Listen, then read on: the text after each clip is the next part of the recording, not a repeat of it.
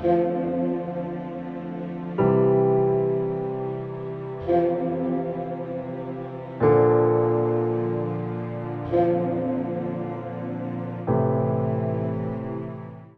लिए आज की तलावत इशाया नबी का सहीफ़ा उसका 7वां बाब 10वीं आयत से 14वीं आयत तक और फिर 8वें बाब की 10वीं आयत।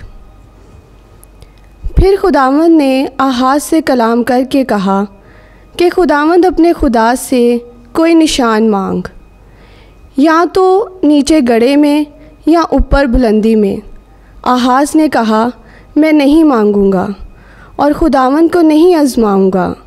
तब उसने कहा, ए दाऊद के घराने, अब सुनो, क्या तुम्हारे नज़दीक ये छोटी बात है कि तुम आदमियों को बेजार करते हो, यहाँ तक कि तुम मेरे खुदा को भी बेजार करोगे? इसलिए खुदावंद खुद तुम्हें निशान देगा।